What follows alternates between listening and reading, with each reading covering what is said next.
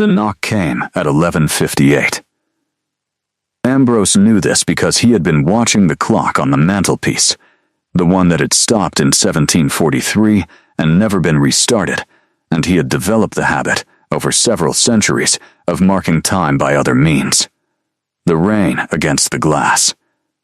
The particular frequency of the city at night, the way the street below shifted from the last of the evening crowd to the first of the genuine dark. He had not been expecting anyone. He was never expecting anyone. That was, in fact, the precise arrangement he preferred. The townhouse on Mercer Street was not listed anywhere. It did not appear in any directory, digital or otherwise. The brass plate beside the door said nothing, because Ambrose had removed it in 1987 after deciding that the name Crane had accumulated enough unsolicited correspondence. The neighbors, on the rare occasions they saw him at all, had learned not to wave. Not because he was unfriendly, exactly, but because he had the particular quality of a man who existed in a separate layer of reality, close enough to see, but separated by something thicker than glass. He had been sitting in the study with a book he was not reading. This was a habit. He owned approximately 4,000 books and had read most of them twice, and was currently using one of them as an object to hold while he thought about things he did not want to think about. The particular things he did not want to think about tonight were the same things he did not want to think about most nights, which was to say, the specific quality of silence in a house that had held other people, once, and now held only him and the memory of where they used to stand. The knock came again. 3 times. Uneven, the second knock softer than the first, as though whoever was doing it had reconsidered halfway through and then committed anyway out of desperation rather than confidence. Ambrose set the book down. He did not move immediately. He had lived long enough to know that midnight knocking came in categories, and most of them were not his concern. Drunks who had miscounted the doors. Delivery drivers whose applications had sent them somewhere wrong. People who had the right street and the wrong number and would realize it in a moment.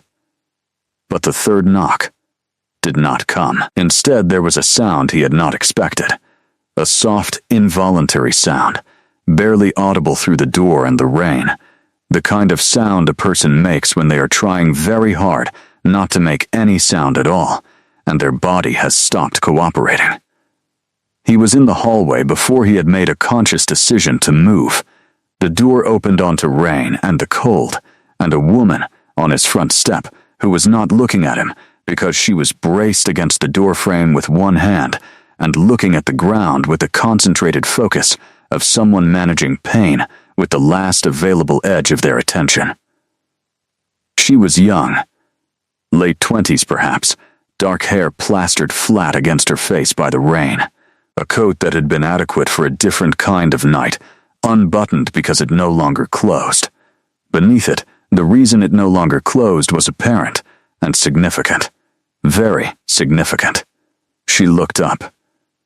Her eyes were dark brown and exhausted and ferociously, almost aggressively alert, the eyes of someone whose body was running on nothing but would not permit itself to stop.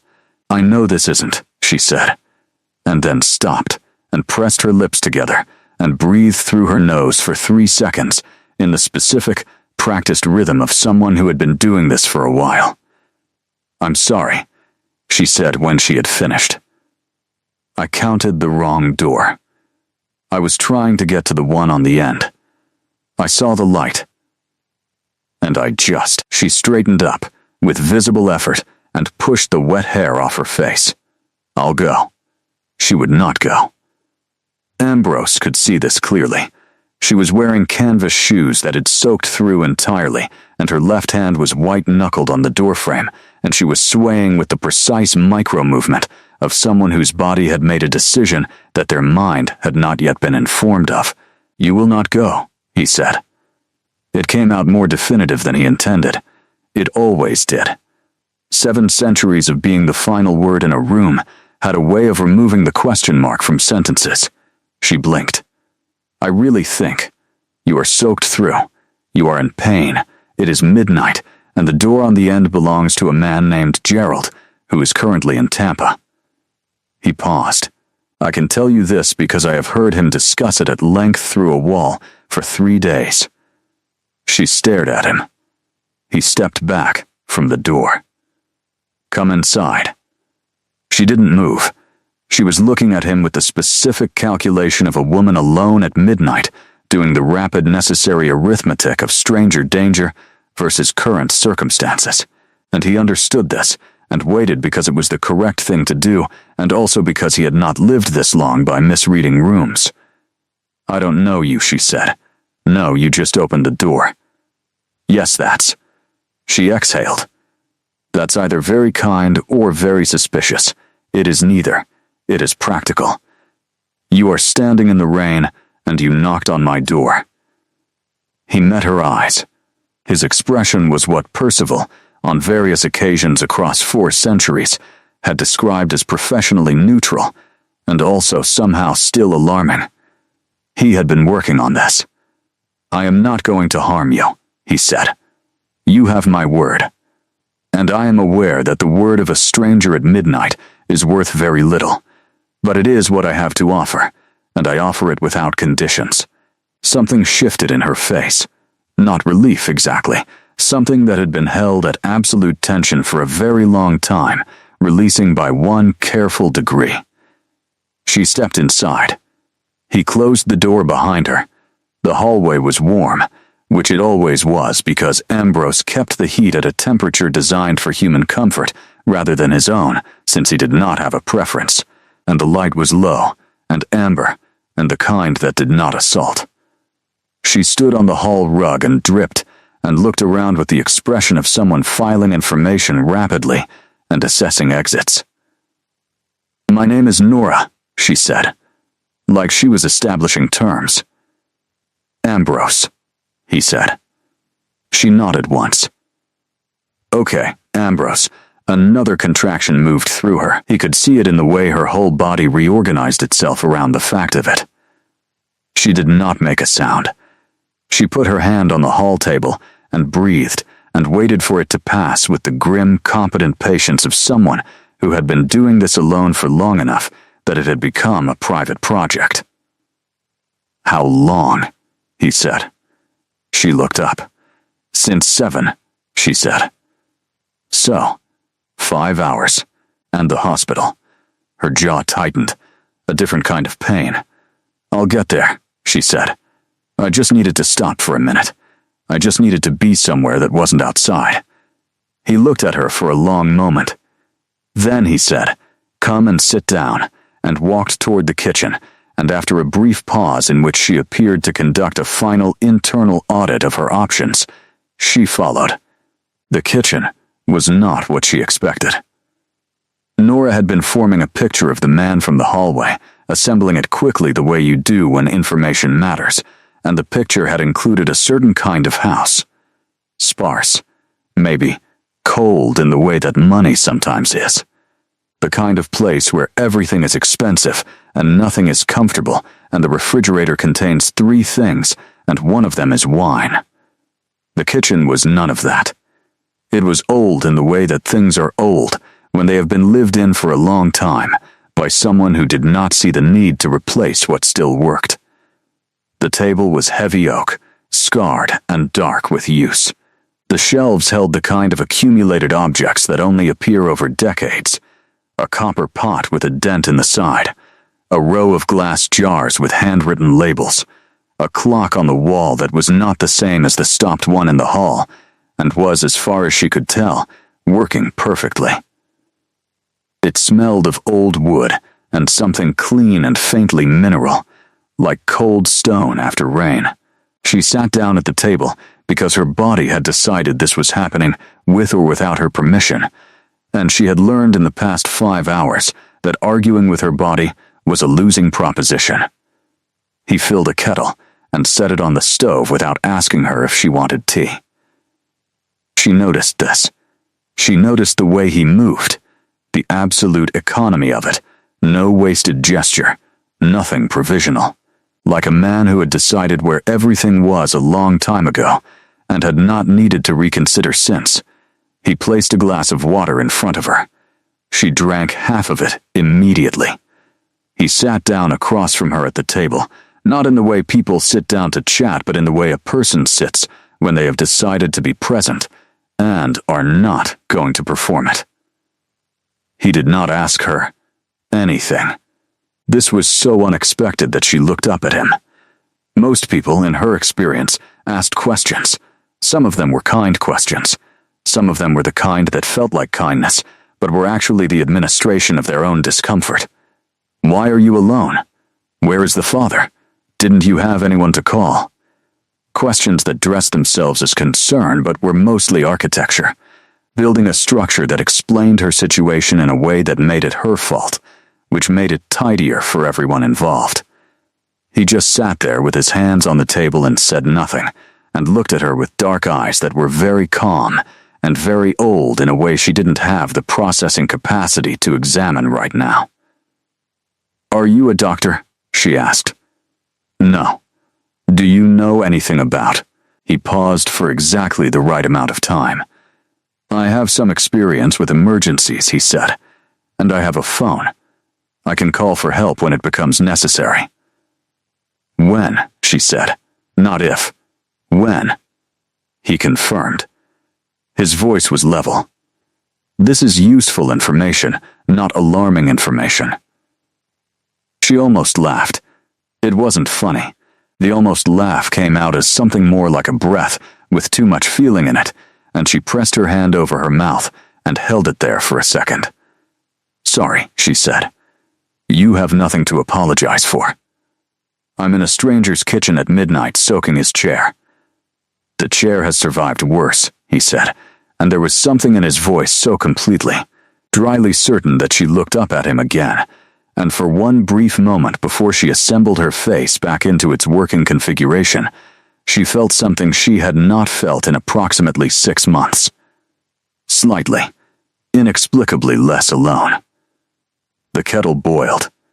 He made tea without asking how she took it, which she was about to object to on principle, and then set it in front of her with a small ceramic dish that held sugar cubes of all things, actual sugar cubes like it was 1955, and 2 options for milk.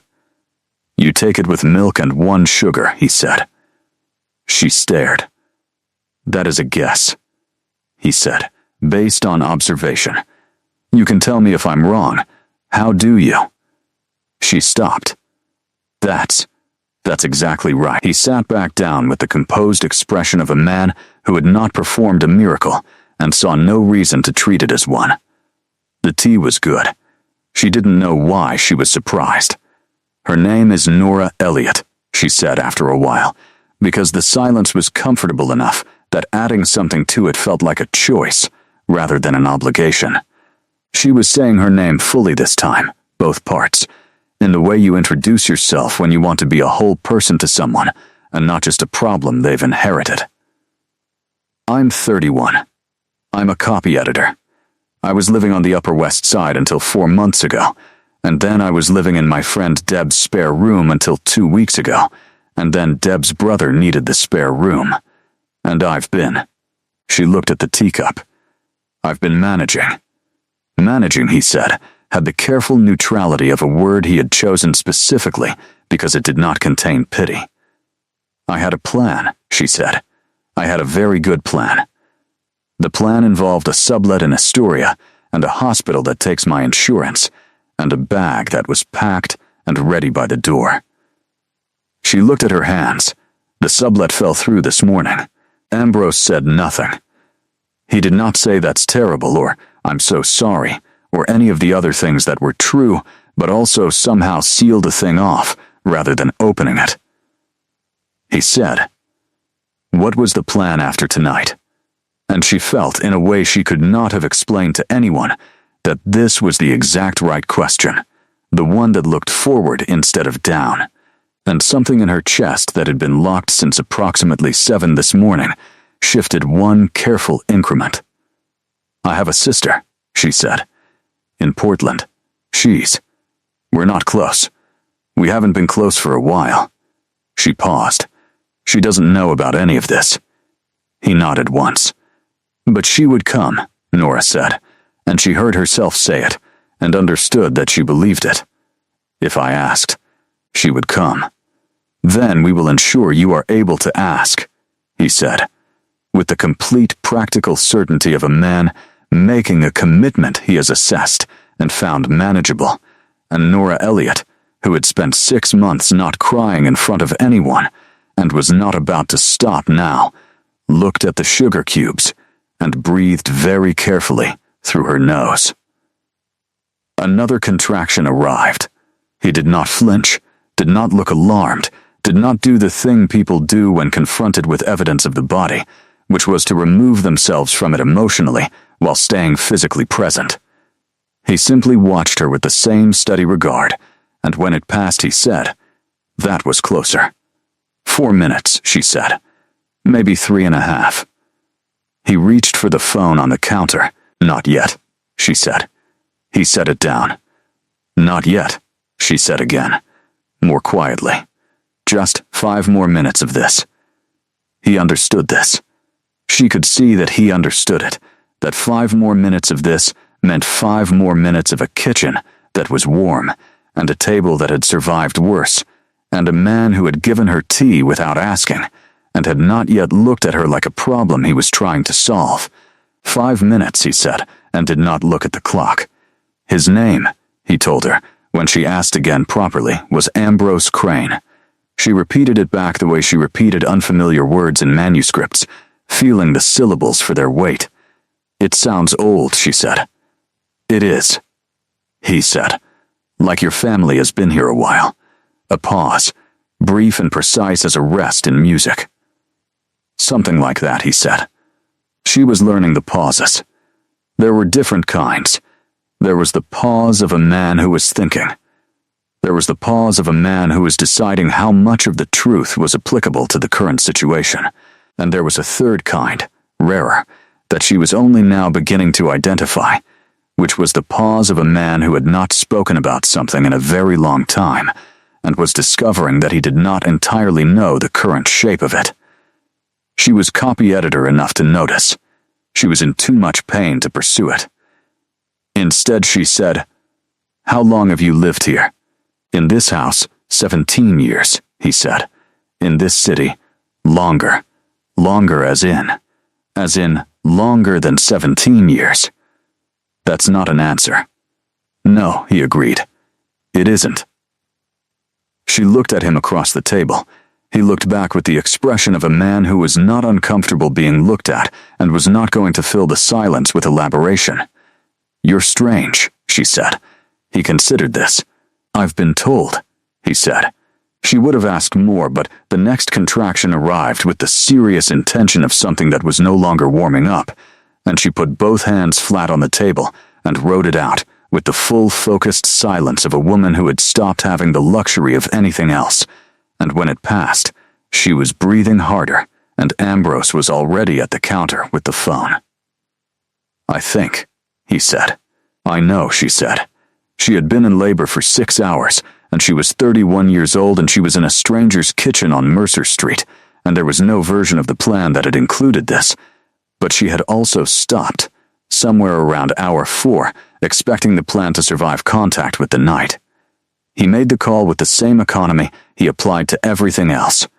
He gave the address without looking it up, described the situation in 3 sentences that contained exactly the necessary information without anything extra, and when the dispatcher said 12 minutes, he said understood, and ended the call. 12 minutes, he told her. She nodded.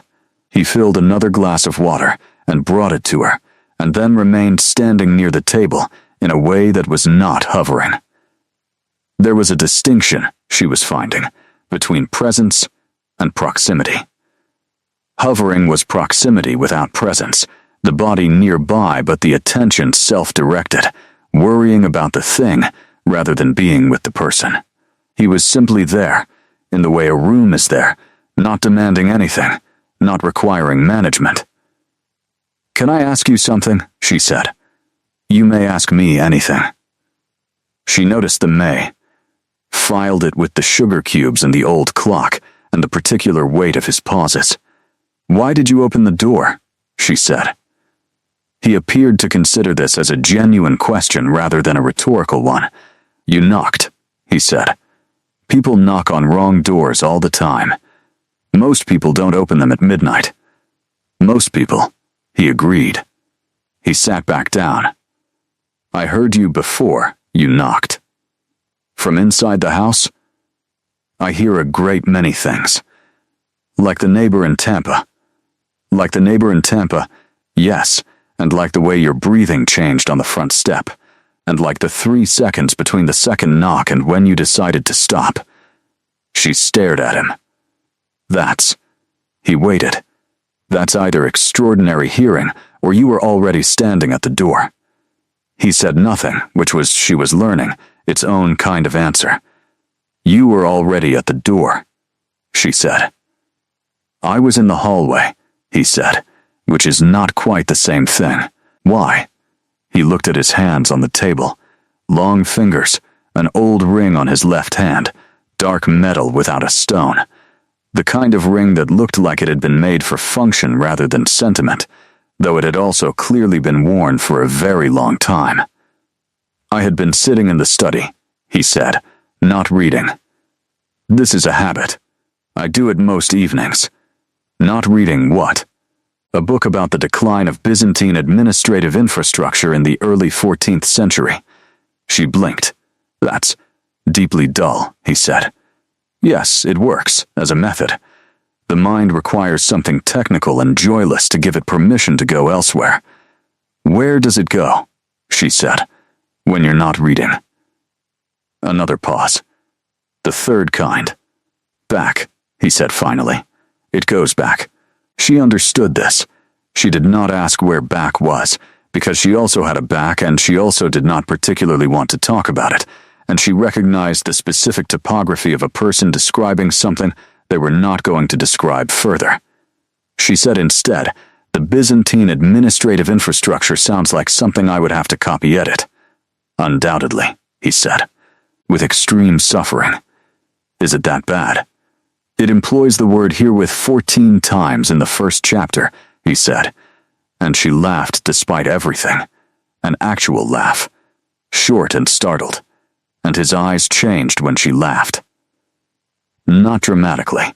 A small shift. The particular shift of someone who has not heard a certain sound in a long time and has not realized until this moment that they had been listening for it. She filed this too. Another contraction. Longer this time. She made a sound against her will, low and involuntary, and gripped the edge of the table, and Ambrose was immediately present.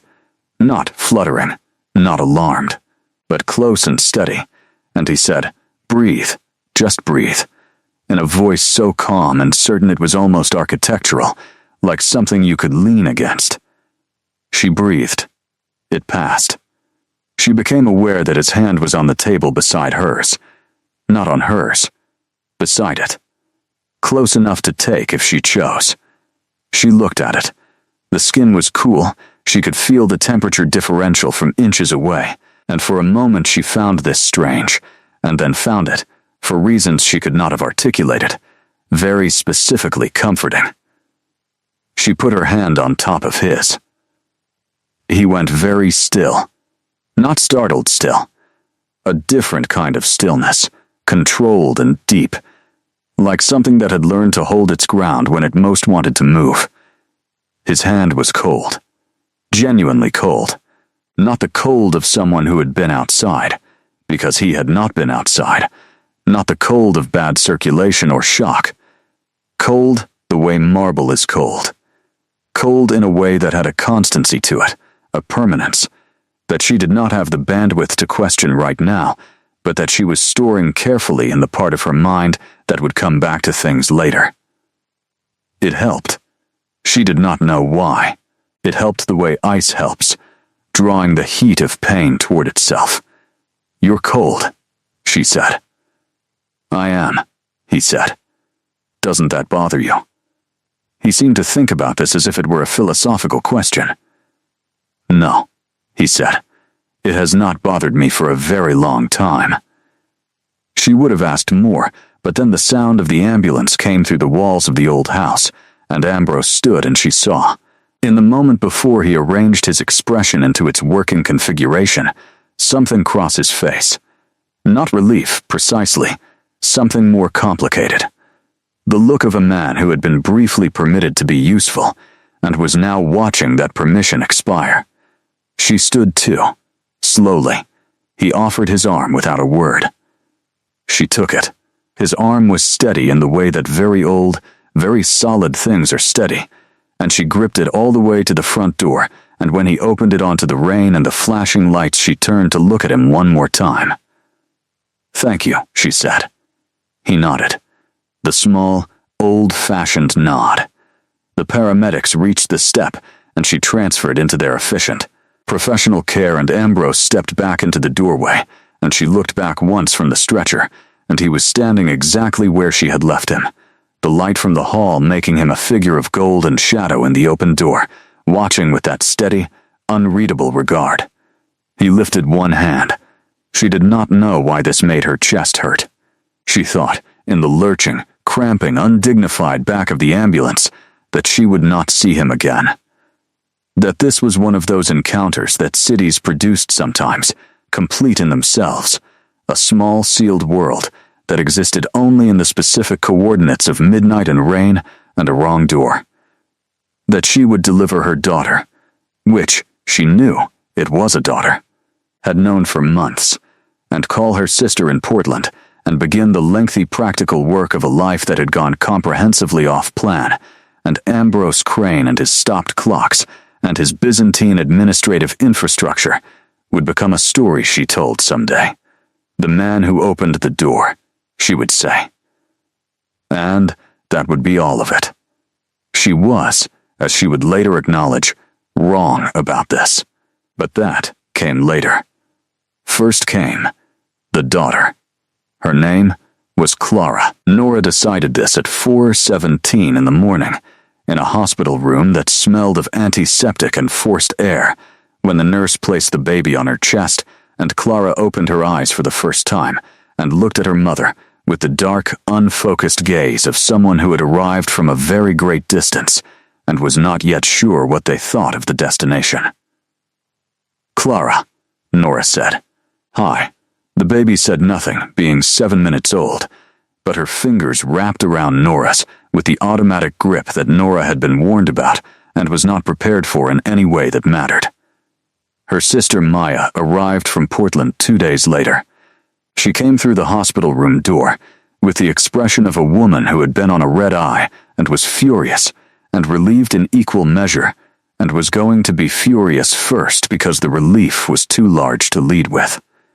"You were going to handle it," Maya said, setting down her bag and looking at Nora in the hospital bed and Clara in the plastic bassinet. "You said," and I quote, "I am going to handle it." "I handled it," Nora said.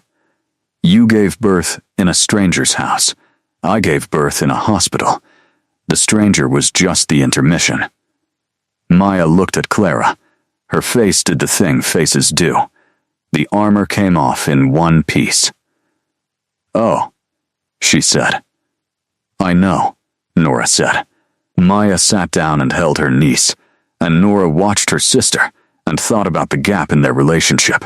5 years of distance assembled from a series of small failures of communication that had calcified into something that felt large, but turned out, apparently, to be the kind of thing that dissolved completely on contact with a newborn.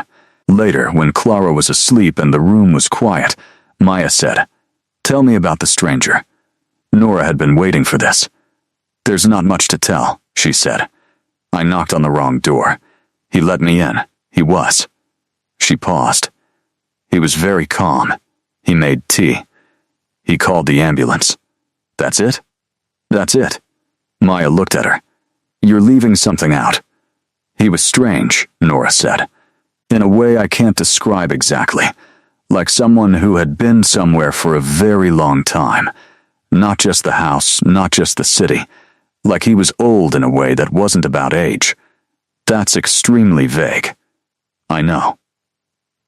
She looked at the ceiling. He had stopped clocks and sugar cubes, and he knew how I took my tea without asking.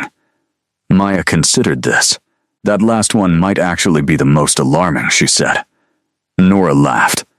She had not laughed in 2 days, and it came out creaky and real, and Clara, in her bassinet, made a small sound like a punctuation mark. She did not go back. This was the plan, or rather, it became the plan in the way that plans do when you have a newborn and a borrowed room in your sister's apartment, and a life to reconstruct from its component parts. She had enough to manage, without adding anything to it. The mystery of Ambrose Crane and his cold hands and his old house could remain exactly what she had decided it was that night in the ambulance. A sealed, complete thing. A story with an ending already written. She lasted 9 days. On the 9th day, Maya was at work, and Clara was asleep in the portable bassinet that had arrived, unasked, from an online registry Nora had set up and then forgotten about, and Nora was sitting at Maya's kitchen table with a cup of tea and a silence that had settled over her like weather, and she found herself thinking, with the precise and involuntary focus of a copy editor who cannot leave a thing unresolved, about the ring on his left hand. Not a wedding ring. The wrong finger, the wrong style, old metal, worn smooth. The kind of ring you don't take off. She was not going back because of the ring. She was going back because she had not said thank you properly. This was what she told herself on the subway. Clara in the carrier against her chest. The April air coming through the doors at each stop. She had said thank you in the doorway at midnight, but that was not a proper thank you. That was the thanks you give someone reflexively, because the situation demands it, not because you have taken stock of what was done and what it cost and what the world looks like because of it. She owed him a proper thank you. That was all. Clara regarded the subway ceiling with the expression she had been wearing since birth, which was the expression of a very old philosopher who has heard this argument before and is not yet prepared to render judgment. The house on Mercer Street looked smaller in daylight. Older, the kind of old that is not shabby because it was built for permanence rather than appearance. The stone dark and solid, the windows deep set. There was a brass plate beside the door that was absent. She remembered noticing its absence the first time and not having the capacity to wonder about it. She knocked. 3 times. Even this time, which felt like a different kind of knock than the last. Nothing. She waited, and then felt the specific embarrassment of a woman standing on a front step in April with a baby in a carrier because she had told herself she was coming to say thank you, but was actually standing here because she was curious and possibly a little undone by sugar cubes, and she turned to go. The door opened. He looked the same. This struck her as noteworthy in a way she couldn't immediately explain. People looked different in daylight, usually, softer or harder than the version you'd constructed in a dim and panicked kitchen. He looked precisely the same as he had at midnight in the rain. Dark suit. Dark hair. The quality of stillness that she had not imagined. His eyes went from her face to Clara, and back. She could not read the expression on his face.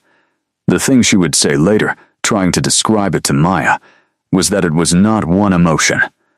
It was several, arriving in a sequence so rapid they almost overlapped. Something that crossed his face at the sight of the baby, brief and bright and almost immediately contained, like a window opened by accident and shut before the weather came in. Nora, he said. She had not told him her last name.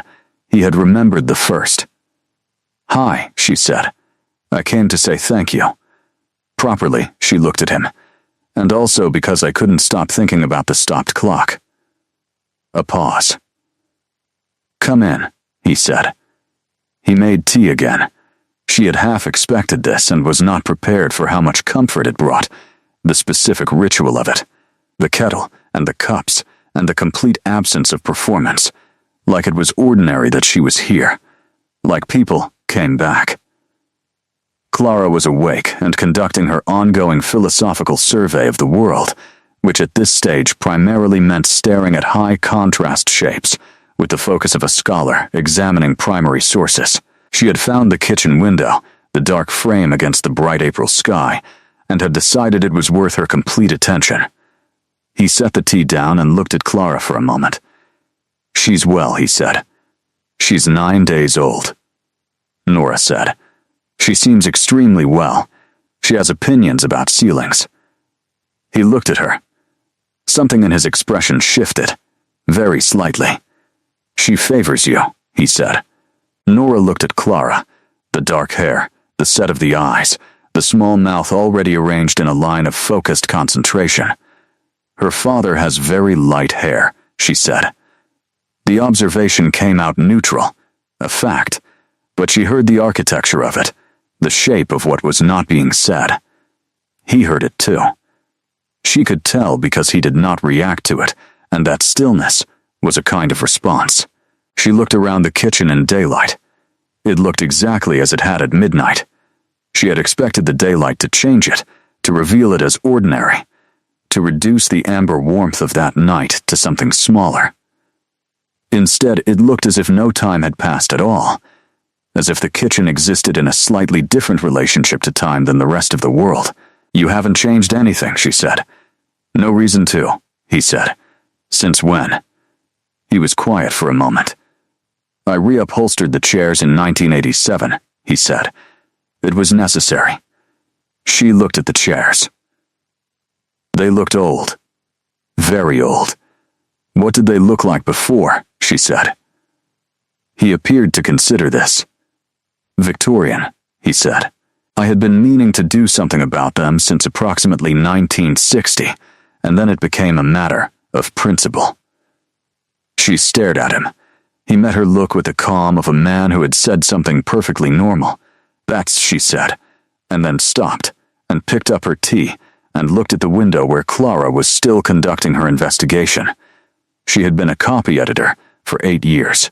She was good at her job because she had a certain tolerance for ambiguity, the ability to sit with something unresolved and keep working until the answer revealed itself from within the text rather than being imposed from outside.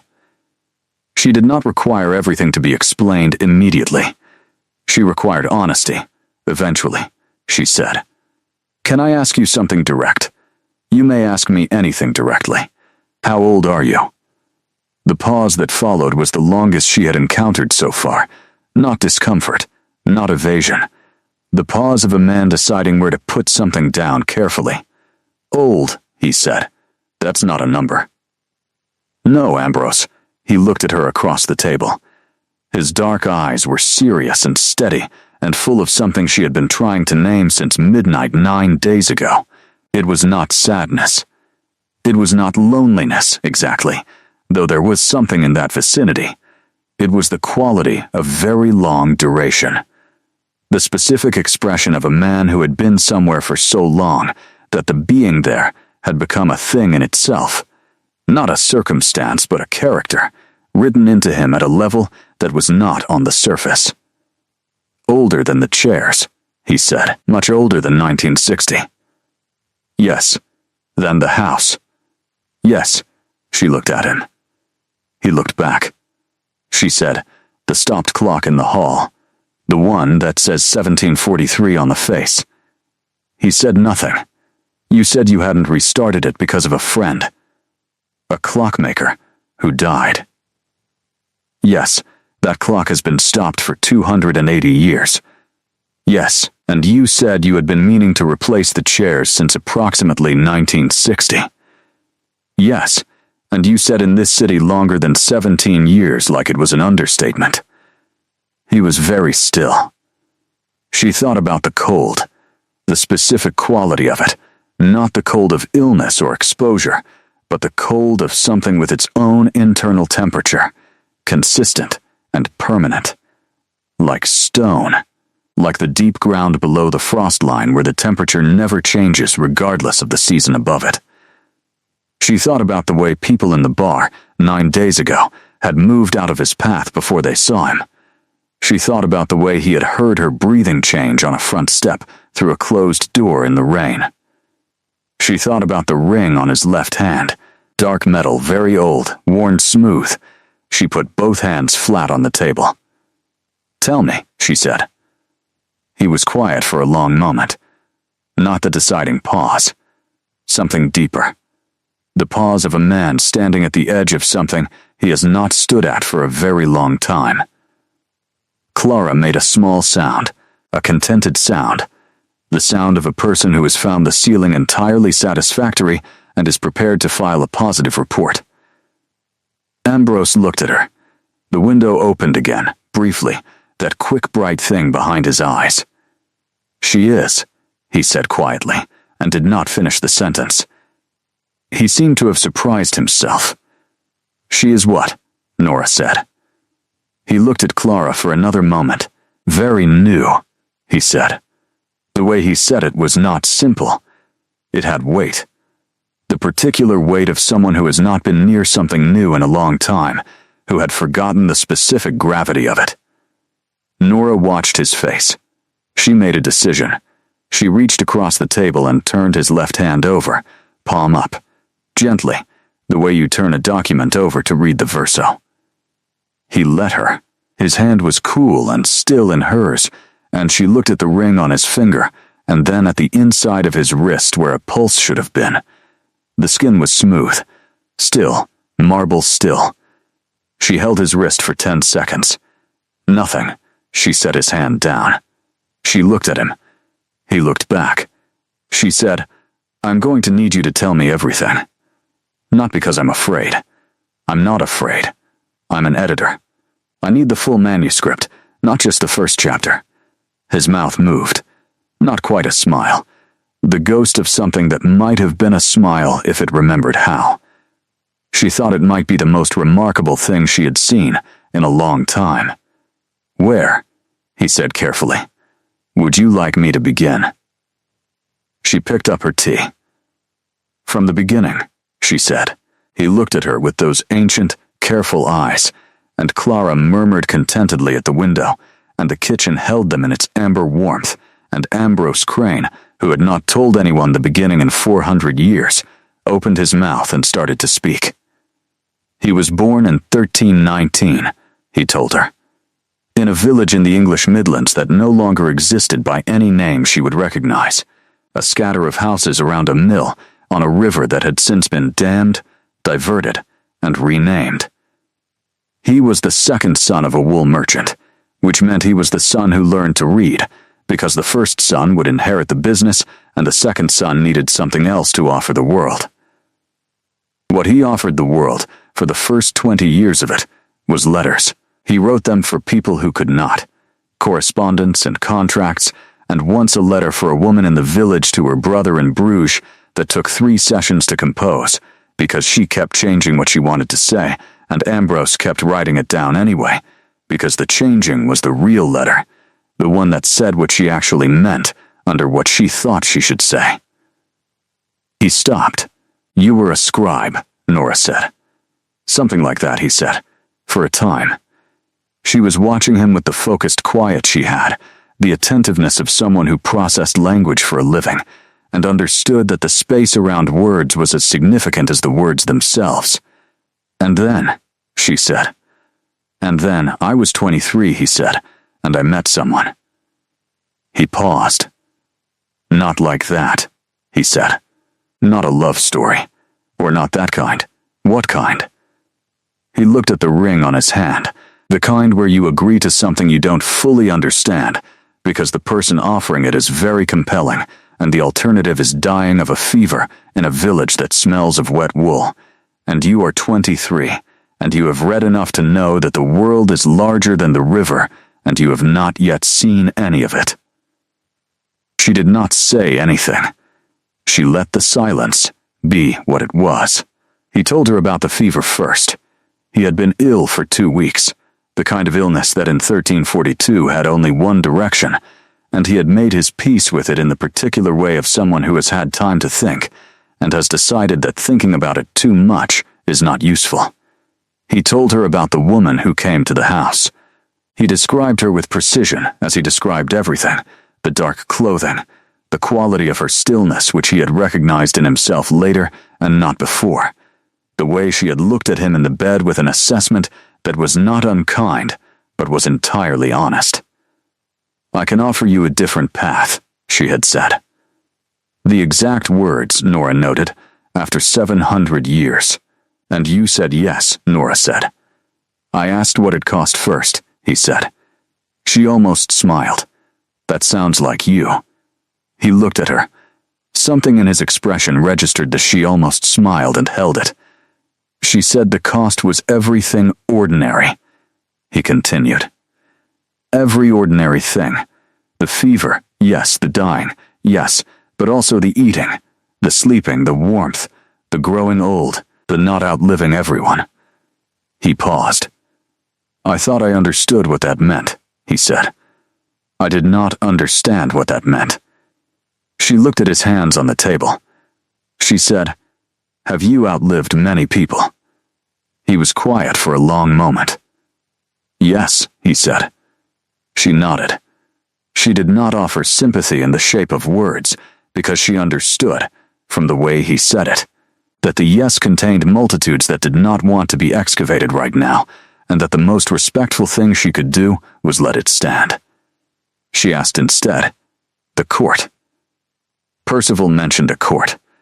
He blinked. He had not expected that pivot. "You knew Percival?" he said. "I didn't. But you mentioned him once. When you were on the phone with the ambulance, you said something about..." She paused. "I should tell Percival. And then you stopped and made the call. I wasn't sure I'd heard it right." He looked at her. "You were in significant pain," he said. "I was. I'm a very focused person." She looked at Clara. "She gets it from me." Something moved through his expression. "Percival," he said as my. He paused. "He has been with me since 1601, he said. He began as what you might call a household manager, and has evolved over 4 centuries into something that has no exact contemporary title. He manages the court, the legal frameworks, the administrative necessities of governing a community of people who require governance, and also apparently require someone to make sure I respond to correspondence within a reasonable century. Governing," she said. "There are," he said carefully, "others like me. Not many. Communities of them, in most large cities. Someone must negotiate the terms of our existence, the maintenance of secrecy, the resolution of disputes, the agreements that keep things stable. It falls. Through a combination of age and lineage, and what I can only describe as being the last one standing after a very long meeting, to me. You're in charge," she said. "I am responsible," he said, which is not exactly the same thing, and contains considerably more paperwork. She looked at him. "You're a vampire king," she said, and she said it the way she might say you're the deputy editor, matter of fact and mildly impressed, and not remotely surprised. He said nothing. She said, "I'm going to need a moment. Take whatever you need." She looked at Clara, who had finished with the ceiling and was now asleep against her chest with the boneless, absolute surrender of a baby who has decided the world can wait. She looked at the kitchen. She looked at her tea. She said, "Does Percival know I came back?" "No," he said. She nodded. "He'll find out," she said. "Inevitably," he said. "How will he react?" He considered this for a moment with genuine seriousness. "He will be," he said, quietly insufferable about it. "He has been suggesting for approximately 60 years that I should attempt to reconnect with the world in some capacity. He will view this as vindication, and he will not express this directly, which will be worse." She said, "He sounds like my sister." He said, "They would get along very well," which is a genuinely alarming thought, and she laughed. And it happened again, the small shift in his expression, the window opening on that brief warm light, and this time he did not close it quite as fast. This time, he let it stay open for a moment. Just a moment. But she saw it. She came back the following Thursday. And the Thursday after that, it became, without either of them formally deciding it had become anything, a Thursday arrangement. She would arrive at 2 in the afternoon, when Clara's longest nap overlapped with Ambrose's tolerance for daylight, which was not 0 but was, she was learning, effortful in the specific way that things are effortful when they require sustained management rather than being naturally comfortable. He always had tea ready. She did not comment on this. He always had the chairs turned slightly toward each other rather than parallel to the table, which was such a small adjustment and so consistent that she noticed it on the 3rd Thursday and decided it was the most telling thing she had observed about him yet. He was preparing for conversation. He had been preparing for it, she suspected, since the previous Thursday ended, in the way that people prepare for things they will not admit they want. Percival appeared on the 4th Thursday. He arrived in the hallway as she was hanging up her coat, a tall man in a charcoal waistcoat with the angular face of a portrait and the expression of someone who has been practicing neutral and is not entirely succeeding. "Miss Elliot," he said. What a genuine and complete surprise. Nora looked at him. He had the specific quality of British restraint stretched very thin over something that appeared to be uncontainable. "Percival," she said. He inclined his head. His eyes went to Clara in the carrier and did the thing Ambrose's eyes did, the quick internal weather event, and then recovered to professional composure. "She is," he said, "very small. She's 2 weeks old. Indeed, a pause. She has your expression, does she?" "The one," he said carefully, "that suggests information is being filed for future use." Nora smiled. Percival appeared to find this deeply gratifying in a way he was too dignified to express. He stayed for tea. He did not pretend this was incidental. He sat at the table with his cup and his precise posture and his 4 centuries of earned composure, and talked to Nora about the house, about the neighborhood, about the city in 1987 when the chairs had been reupholstered, and what Mercer Street had looked like then, and what it looked like now. He did not talk about Ambrose.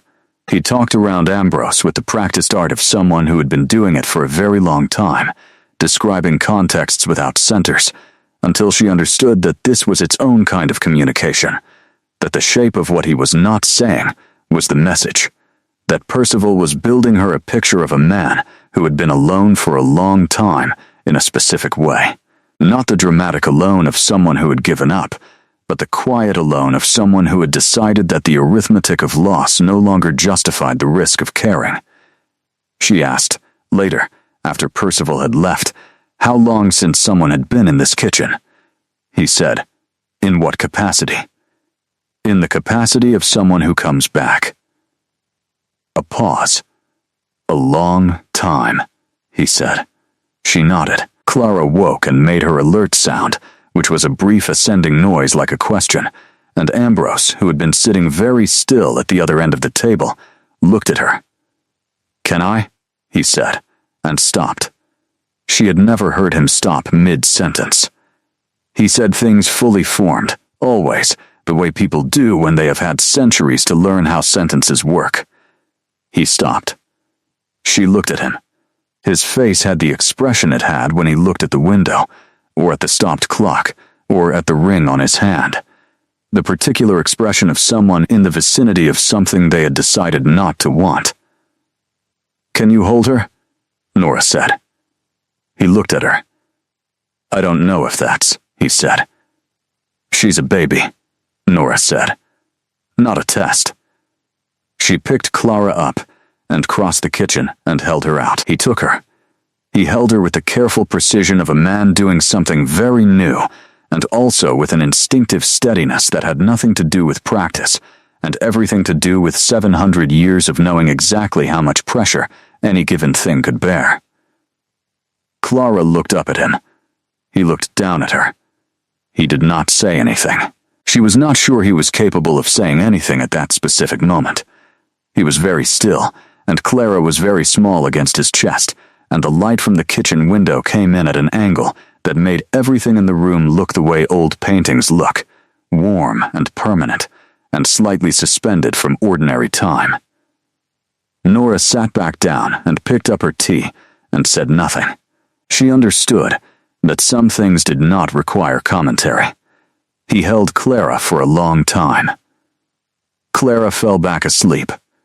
He looked up eventually and found Nora watching him, and his expression, the unguarded version, the one that lived underneath the court training, was so raw and so undefended that she looked down at her cup because she did not want him to feel observed. She heard him exhale, not the careful, managed exhale of a man who breathes because the situation requires it, a real one, the kind that releases something. She said to the teacup, "She likes you." He said, "After a long moment I find that," and then he stopped again. "Extraordinary," he finished. Quietly, she smiled at the cup. "She is," she said. He looked down at Clara again. She asked him, that afternoon, about the woman on the front step. Not romantically. She was not asking about the circumstances of what she was beginning to think of as her accidental midnight admission to his life.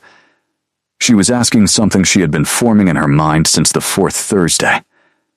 She said, "Why haven't you done this before? Let someone in. Not just the door." He was quiet for the length of 2 of Clara's sleeping breaths.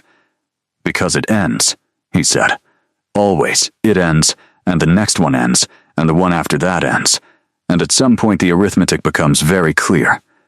She said, "And yet." He looked at her. She said, "You opened the door." He looked down at the baby asleep against his chest. "I heard you on the step," he said.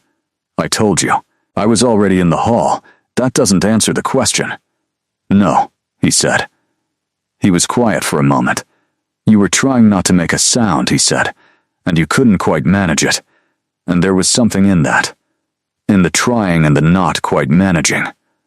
He paused. "I found it very..." He stopped. "Human," she offered. He looked at her. "Yes," he said. "Exactly that." She thought about this for a moment. She said, "The arithmetic doesn't change, you know. Just because you don't open the door." He said nothing. She said, "It still ends either way. You just don't get the part in the middle." He looked at Clara sleeping against him. "She is going to be," he said slowly, "extremely opinionated." "Yes," Nora agreed, "based purely on existing data. She gets it from her mother." "Undoubtedly," he said, and the edge of something that had been built up over 700 years of careful not wanting shifted. Not collapsed, but shifted. 1 degree, the way glaciers shift, imperceptibly and permanently. Spring moved into summer, and the Thursdays continued. Percival stopped pretending they were a surprise, and began instead leaving out an extra cup before she arrived, which was, she understood, the maximum expression of enthusiasm his dignity would permit. Clara grew. This was the thing that altered the kitchen most. The thing that made the stopped clocks and the old books and the permanent amber warmth of the room accumulate meaning in a way they had not before. Clara grew, and the room absorbed it, the way rooms do when they are genuinely inhabited rather than merely occupied. And slowly, very slowly, the kitchen on Mercer Street began to have the quality of a place where time was being spent rather than endured. Ambrose watched her grow with an attention that was both careful and helpless. Nora saw this and did not comment on it directly because she had learned, by now, the geometry of when to speak and when to let the silence be. She was also learning other things. She was learning that he read everything, that the 4,000 books were not an accumulation but a practice, that he read the way she edited, precisely and with full attention, and that he had opinions about manuscripts that were 700 years in the making and occasionally maddening. She was learning that he was funny in the specific way of people who are not trying to be funny, that the dry precision of his observations produced more genuine laughter than anything she had encountered in years of people attempting humor, and that he was always slightly surprised when this happened, the small shift in his eyes at the sound of her laughing, like someone who keeps being startled by the same good thing. She was learning the stopped clocks. There were 3 of them in the house. She had found the second in the library, stopped at 11:40 in what appeared to be the morning of some otherwise ordinary day, and the third in the upstairs hallway, stopped at 8:15, the glass dusty and undisturbed. She had not asked about any of them except the one in the entrance hall. She asked about the library clock on a Thursday in June when the windows were open, and Clara was in a portable seat on the kitchen floor, conducting an experiment with a wooden spoon she had recently discovered and was finding broadly satisfactory. He was quiet for a while. 1891, he said. The clock in the library. Was there a person? There is always a person, he said. With the clocks. He looked at the window. The library clock belonged to a woman who had been a physicist in a time when women in physics were a theoretical concept rather than a practical reality. She had been brilliant and difficult, and had died of pneumonia at 42 in this house, in the library, surrounded by her papers. He stopped. She had been working on a problem for the last 3 years of her life, he said. I never knew if she solved it. She never told me, and I never found the papers. Nora said, Have you looked? He looked at her. For the papers. He said, The boxes in the basement I have not opened. She looked at him for a long moment.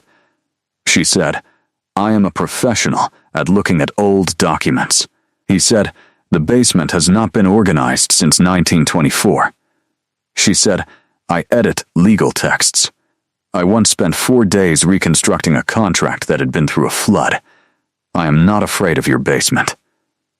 He said, You have a 10-week-old daughter. Clara hit the floor with the wooden spoon and produced a sound of deep personal satisfaction. She is clearly available, Nora said. He looked at Clara. He looked at Nora. He said, You don't have to do this. She said, I know. Why then? She said, Because you've been sitting with an unanswered question for 130 years, and that seems like a very long time to wonder. She paused. And because I'm curious. And because you made me tea 9 times, and I haven't done anything useful in return. He said, You don't owe me anything. She said, I know that too. They went to the basement on a Saturday. Percival, upon being informed of the project, produced archival gloves from somewhere that suggested he had been anticipating this moment and had been quietly preparing for several weeks. He did not say this. He said, I happened to have these and left it there. The basement was, as advertised, not organized since 1924. It was also, in the way of old basements belonging to very old men, a document of everything he had kept.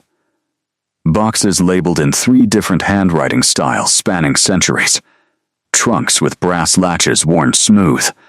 A set of shelves holding objects she would have spent days cataloging if she had the time and did not have a baby in a carrier on her chest who was treating the entire expedition as a sensory event of considerable interest. She found the boxes from 1891 near the far wall.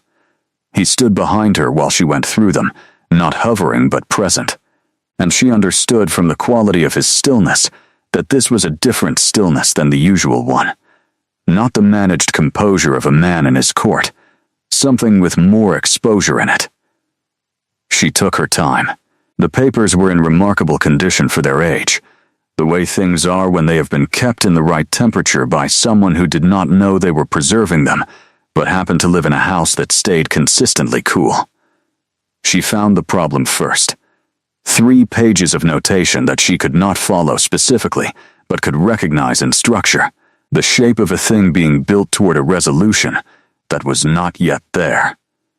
She found the resolution 20 minutes later, at the bottom of the second box, on a single sheet in a handwriting that was different from the earlier pages, smaller, compressed. The handwriting of someone who is very tired and writing quickly because the idea is there and must be captured. She sat back, on her heels. She looked at it for a long time. Then she looked up at Ambrose. His expression was doing the complicated thing. She solved it, Nora said. He came closer and crouched beside her and looked at the paper with the careful precision of someone who had once been a scribe and still read documents the way they were meant to be read, slowly and completely. He was very still for a long time. Yes, he said. One word. But the weight of it was the weight of 130 years of not knowing. Set down. She wanted to say something equal to the moment. She was a person who worked with words, and she could not find any that were not smaller than what was needed. She handed him the paper. He took it with both hands. He held it. She picked up Clara, who had decided the basement had offered sufficient stimulation and was ready to register her opinion about this in a vocal capacity, and she carried her back upstairs and made tea. And when Ambrose came up 20 minutes later, he was holding the paper with the careful automatic handling of someone who had been doing it unconsciously. The way you hold a thing that matters without thinking about whether you are holding it. He sat down at the table. The paper was on the table in front of him.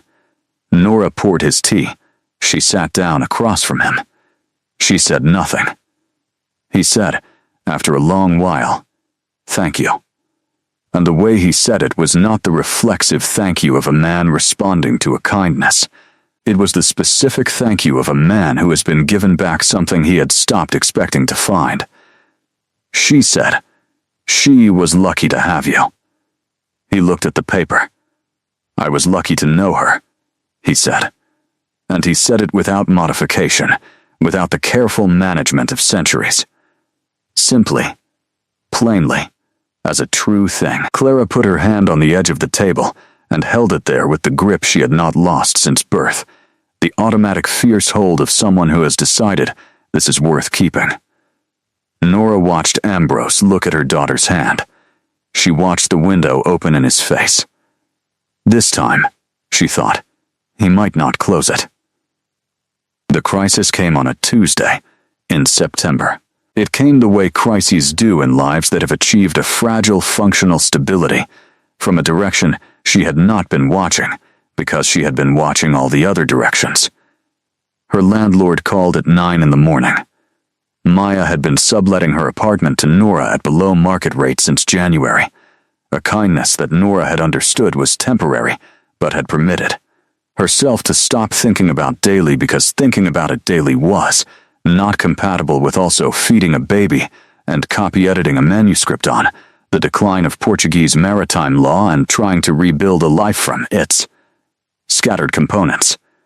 The landlord was not calling about her. He was calling Maya, and Maya was at work, and Nora answered because the number was the building's number, and she thought it might be about the front door intercom that had been broken since March. He was selling the building. The conversation was professional and not unkind, and contained phrases like "we will of course honor the existing lease through its current term, and adequate notice will be provided," but underneath those phrases was a very clear and practical reality, which was that the end of the lease was December, which was 3 months away. And December in New York with an 8-month-old and a copy editor's income was a specific kind of mathematics. She sat at Maya's kitchen table after she hung up. She did not cry. She had, since January, developed a very precise relationship with her own capacity for despair. She could see it clearly. She could describe it. She had decided, somewhere around month 4, that she was only going to pick it up when it was absolutely necessary, and that this was not yet that moment. She called Maya. Maya was characteristically direct about it, which meant she said, "We'll figure it out 4 times, and I'm not worried once, and one don't you dare blame yourself," which was not what Nora had said, but was what she had been thinking. She did not call Ambrose. This was a decision she was aware of making. She examined it the way she examined things she decided, which was carefully and honestly. She did not call him, because calling him felt like a thing she could not calibrate. Because the Thursdays had become something she had stopped being able to describe to herself with the word casual, and had not yet found a different word for. Because she was afraid of needing something from him in a way that changed what it was. She came on Thursday. She came because not coming would have required an explanation, or an absence that would have needed its own navigation, and she had decided that avoidance was not a thing she could afford. She came, and she was quieter than usual, and she sat at the table and held her tea with both hands, and talked about Clara and the Portuguese maritime law manuscript, and did not say anything about the building. He did not ask. But she could feel, in the quality of his attention, which was a physical thing by now, something she could read the room by, that he had noticed the difference. After an hour, he said, "What happened?" She looked at her tea. "Nothing," she said. He waited. She said, "Something. It's practical. It's manageable." He said nothing. She said, "My sister's building is being sold. The lease ends in December. I need to find somewhere to live." He was quiet for a moment. Then he said, "How long have you known?" She looked up. "Since Tuesday," she said. "This is Thursday," he said. She looked at him. He looked at her. The expression on his face was not what she expected. Not sympathy in the shape it usually came in, the soft managed concern of someone calculating their involvement. It was something more direct than that. A kind of clear attention, focused and steady. The look of a man who has made a decision and is making sure the other person knows it. He said, "There is a flat above this house. It has been empty since 1988 because I have not needed it, and I have not thought about it particularly, but it has a bedroom and a room that could be a second bedroom and a kitchen that Percival will tell you is functional, and I will tell you is not what he means by functional, but contains the necessary appliances." She stared at him. He said, "I am not offering it as a convenience. I am offering it because you need somewhere, and I have somewhere, and you have spent 9 months coming to this kitchen, and I have." He paused. "I have come to prefer Thursdays," he said very carefully, "to every other day of the week." She looked at him for a long time. She said, "Ambrose," he said, "I'm aware of what I'm saying." She said, "Are you?" He said, "I am 700 years old. I am perhaps the least likely person in this city to speak carelessly." She looked at Clara in the seat on the floor, who was chewing a teething ring with the focused commitment of someone for whom this was the primary project of the afternoon. She said, "This would change things." He said, "Yes," she said. "And you understand that I'm—" She stopped. "That Clara and I are—" She stopped again. "That this is not a small—" He said, "I have been alive for 7 centuries. I am familiar with the weight of decisions." She said, "I don't want it to be practical. I don't want it to be the housing situation." He met her eyes. He said, quietly, "It is not the housing situation." The kitchen was very quiet. Clara dropped the teething ring. The sound of it hitting the floor was the loudest thing in the room. Ambrose looked at Nora across the table, and his face was the unguarded version, the one underneath the king and the centuries and the managed composure, the face of a man who had been very still for a very long time, and was choosing now, deliberately and with full knowledge of the cost, to stop being still. She said, "I need to talk to Maya." He said, "Of course." She said, "And I need to see the flat." He said, "Percival will be delighted to arrange that, and will be extremely restrained about it, which will be its own kind of loud." She almost smiled. He said, "Take whatever time you need." She said, "I will." She stood up to go, and she stopped in the doorway of the kitchen and looked back at him sitting at the old table in the amber light, and she said, For what it's worth, I prefer Thursdays too. He said nothing. But the window opened in his face. Wide this time. And stayed. The flat was, as Percival had said, functional. It was also, as Ambrose had said, not what Percival meant by functional, in that the kitchen appliances appeared to have been installed during a period when functional meant they had been connected to electricity and no further questions had been asked. But the ceilings were high, and the floors were old wood that had survived everything, and the light in the main room in the morning came through 2 tall windows and landed on the floor in rectangles that moved slowly across the boards as the day progressed. And the room that could be a second bedroom looked onto a tree in the back garden that Ambrose said had been there since 1780, which Nora believed immediately and completely.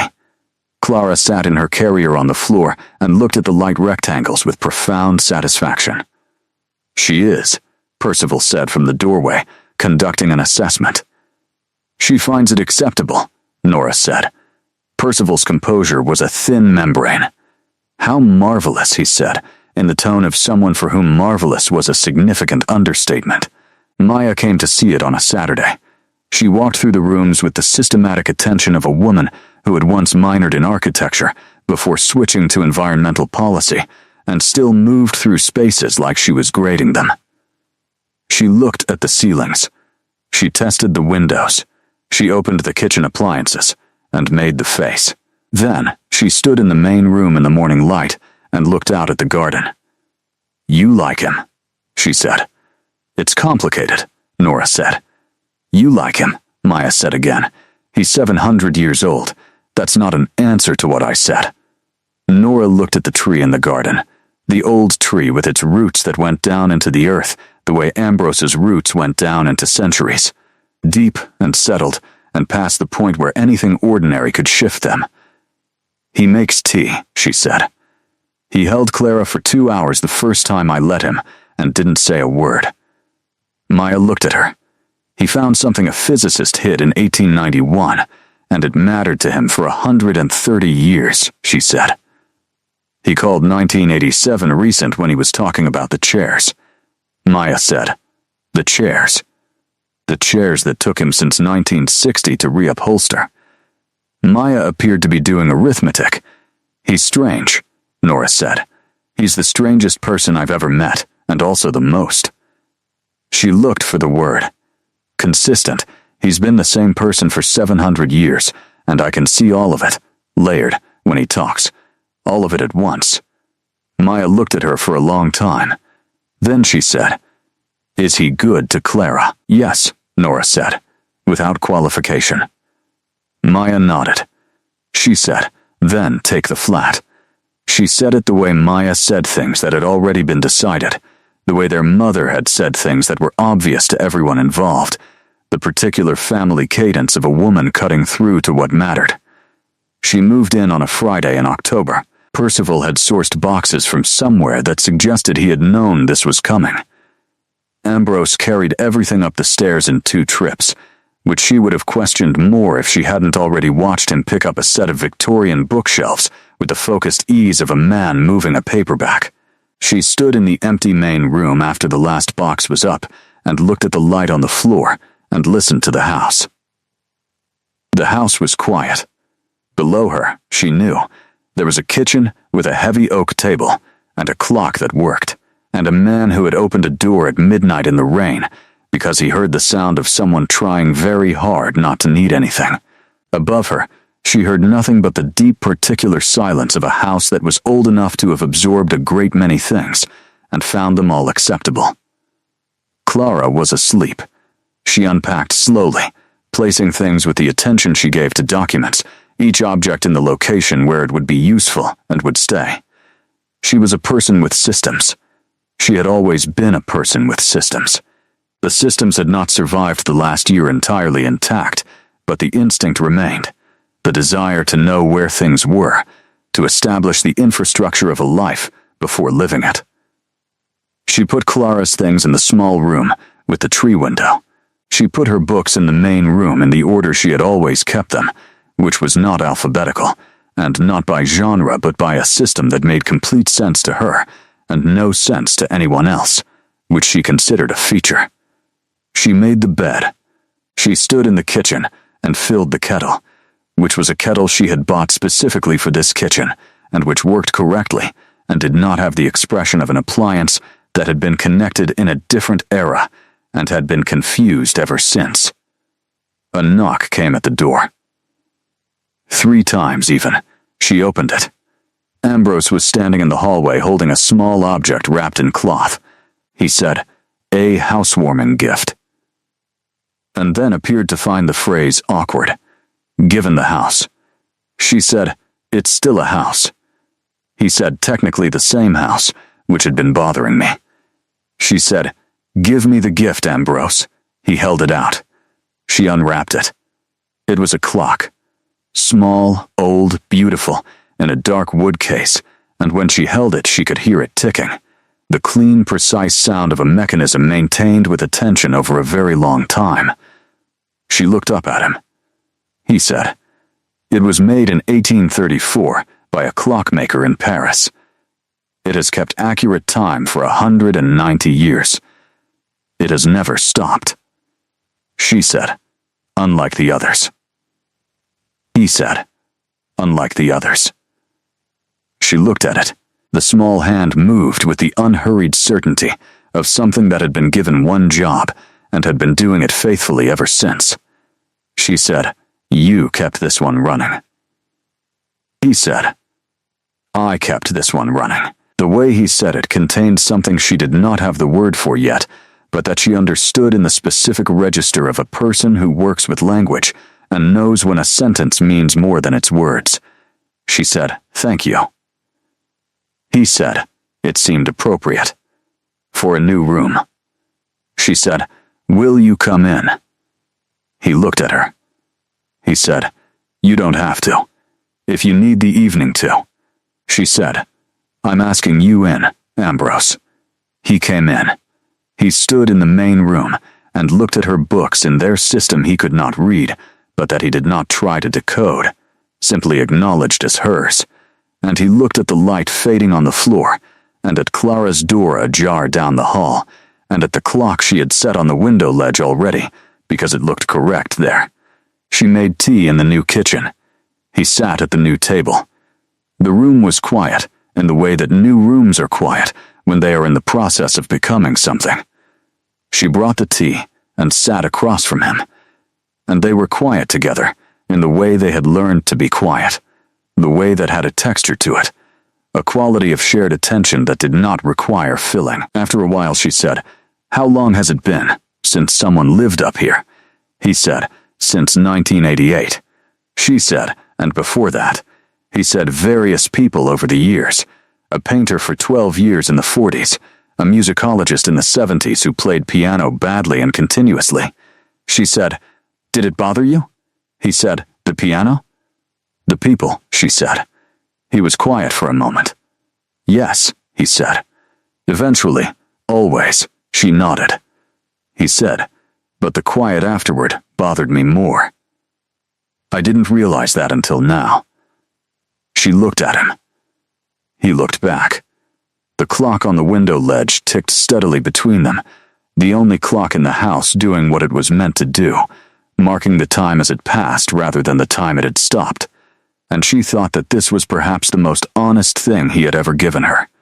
Not the absence of loss, not a promise that it wouldn't cost what everything cost, just a clock that was still running. Clara said her first word in November. It was not Mama. Nora had been prepared for this possibility by every book she had read on the subject, all of which noted that Mama was not always first, that first words were unpredictable, that language arrived on its own schedule, regardless of frequency or encouragement. She had not been specifically prepared for the word to be bros, which was Clara's version of Ambrose, produced on a Tuesday morning when Nora carried her downstairs at 7:30 and Ambrose, who had been returning from whatever the night required of him, opened the door from the street at precisely the same moment, and Clara saw him and said, with absolute clarity and apparent satisfaction, "Bros," He stopped in the doorway. He looked at Clara. His face did not do the complicated thing. The complicated thing was for situations the emotion was too large for. His face did something simpler, something with no composure in it at all. Just a man standing in a doorway, looking at a 10-month-old who had decided he was worth a word. Nora said, looking at his expression, "Well, I suppose that settles it." He said, "I'm not certain what it settles." She said, "Whether or not you count." She paused. "You count." He looked at her. Clara said "Bros" again, with the emphasis of someone establishing a position. The days had taken on a shape. This was the thing she noticed first, in the early weeks of living above him, that the days had a shape they had not had since before. Not a rigid shape, not the shape of something forced, but the organic shape of days that know what they're organized around. Mornings she would hear him in the kitchen below, which she heard not as a disturbance, but as a kind of gravity, a proof of weight. Afternoons she spent working at the table by the window while Clara slept, the manuscript pages accumulating alongside the sounds of the city coming through the glass. Thursdays they still had tea in his kitchen, but now sometimes it was also Mondays, and sometimes it was just her going down, because Clara was awake and wanted the light in his library, which was different from the light upstairs in a way that Clara had strong feelings about. He came up on Thursday evenings sometimes. She made dinner.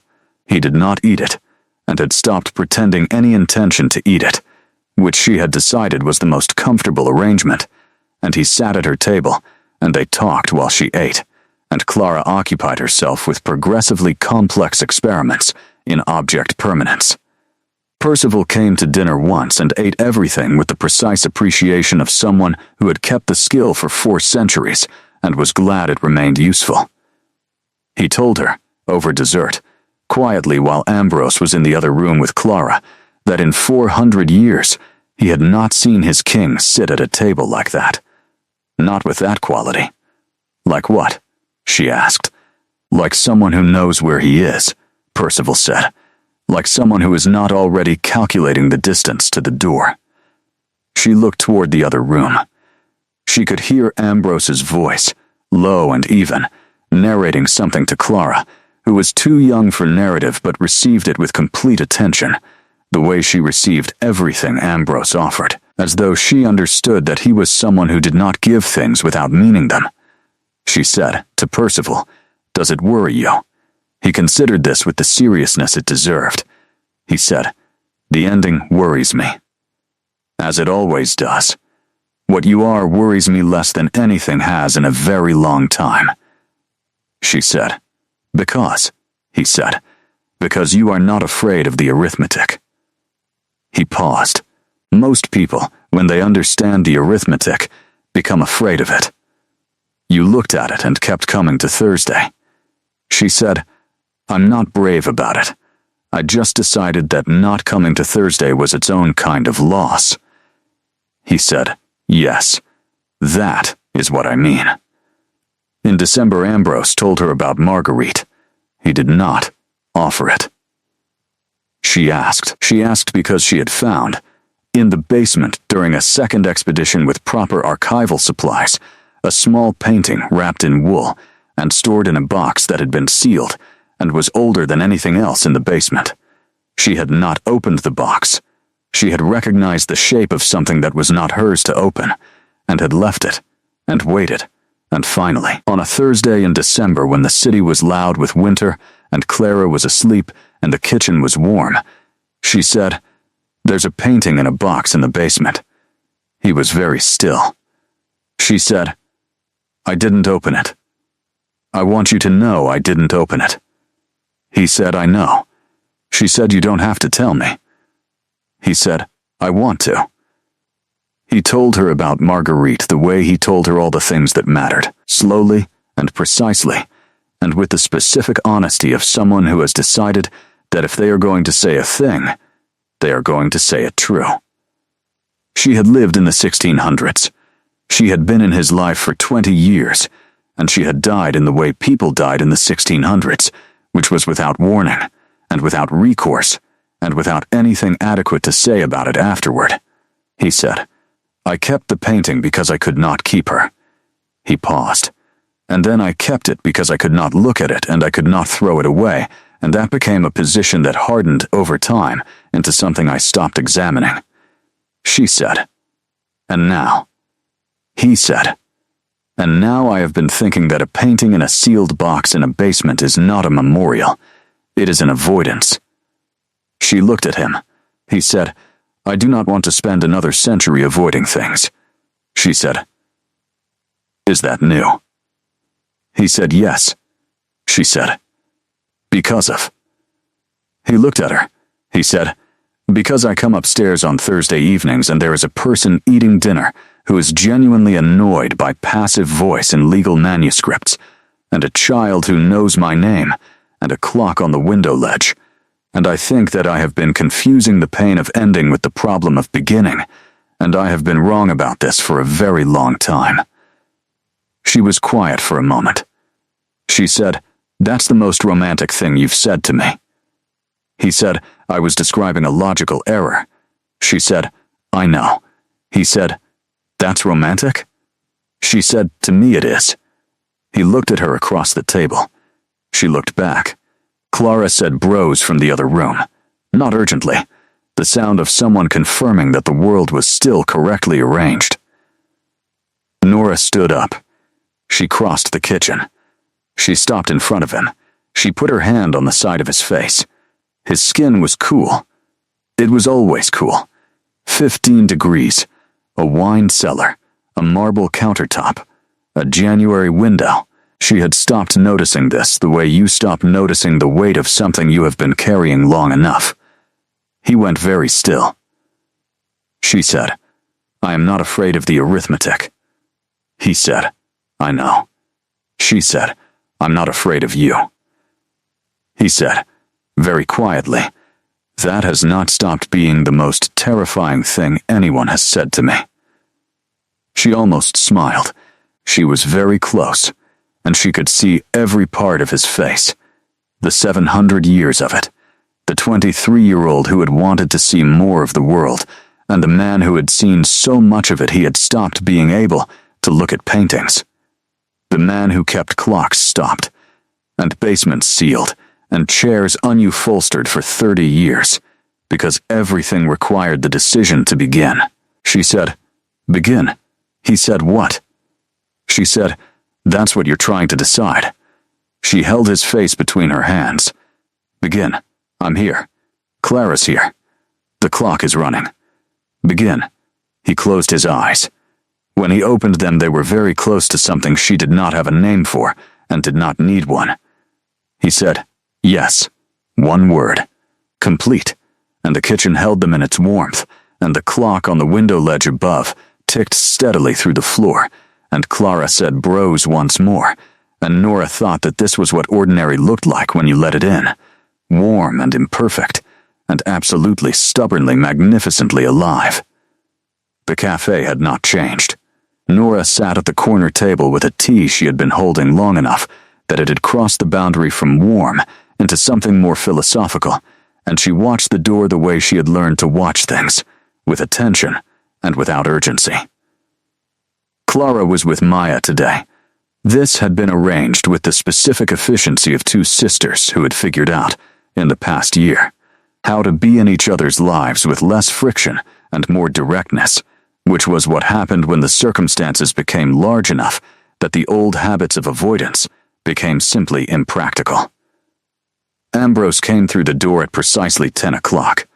He moved through the room the way he always moved, with the unhurried economy of someone who had long ago stopped needing to perform a rival, and the people around him shifted without knowing why, the unconscious choreography of a room rearranging itself around something older than itself. He sat down across from her. He looked at her tea. "You've been holding that long enough that I can tell you the temperature from here," he said. She said, "Good morning to you too." "Good morning," he said. "Why are we here?" She had asked him to meet her. She had said, "The cafe, 10 o'clock," without explanation, which was not her usual mode, and he had come without asking why, which was not nothing. She said, "I wanted to meet somewhere neutral." He said, "My kitchen is neutral." She said, "Your kitchen is your kitchen. I wanted somewhere that belonged to neither of us." He looked at her. She said, "I want to ask you something." He said, "Ask." She put her tea down.